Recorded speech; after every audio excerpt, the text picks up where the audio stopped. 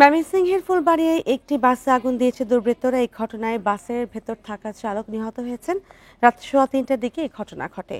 এই নিয়ে আরো জানাতে ময়মনসিংহ থেকে যুক্ত হচ্ছেন সহকর্মী আবু সালে মুসা। মুসা, কে বা কারা এই ঘটনা ঘটিয়েছে, কিছু জানা গেছে কিনা? ঘটনার বিস্তারিত জানাবেন। দেখুন, আসলে রাত 2:30টার দিকে কিন্তু এই ঘটনাটি ঘটে।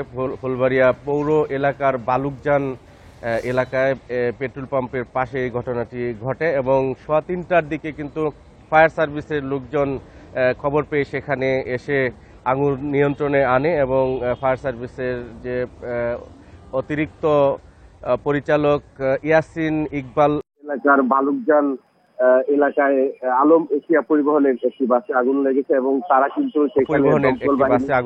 এবং তারা কিন্তু সেখানে দমকল বাহিনী নিয়ে ঘটনাস্থলে পৌঁছান এবং আগুন নিয়ন্ত্রণে নিয়ে আসেন। আগুন নিয়ন্ত্রণে নিয়ে আসার পর কিন্তু বাসের ভিতর থেকে একজনের মরদেহ উদ্ধার করা হয়, সেটি পুলিশের কাছে হস্তান্তর করা হয় এবং পুলিশ আমাদেরকে যেটি জানিয়েছেন, আমরা কথা বলেছিলাম ফুলবাড়িয়া থানার যে অফিসার ইনচার্জ রুকনুজ্জামান, উনি যেটি জানিয়েছেন যে বাসের ভিতরে যে মরদেহটি উদ্ধার করা হয়েছে সেই মরদেহটি ওই বাসের চালকের বলে তারা প্রাথমিকভাবে নিশ্চিত হয়েছিলেন এবং বাসে দুর্বৃত্তরা আগুন দেওয়ার পরে কিন্তু সেই আর ওখান থেকে কিন্তু বেরোতে পারেননি এবং বাসের ভিতরে পড়ে কিন্তু মারা গেছেন এবং এই মুহূর্তে কিন্তু বাসটি উদ্ধার করা হয়েছে এবং লাশ উদ্ধার করে থানায় নিয়ে আসা হয়েছে এবং পুলিশ আসলে তদন্ত করছে যে এই ঘটনাটি কে বা কারা ঘটিয়ে থাকতে পারে সেটি বিশদভাবে পুলিশ তদন্ত করছেন। পুলিশ আমাদেরকে যেটি জানিয়েছেন যে তারা আসলে তদন্ত বিভিন্ন অ্যাঙ্গেল ধরে কিন্তু তারা তদন্ত শুরু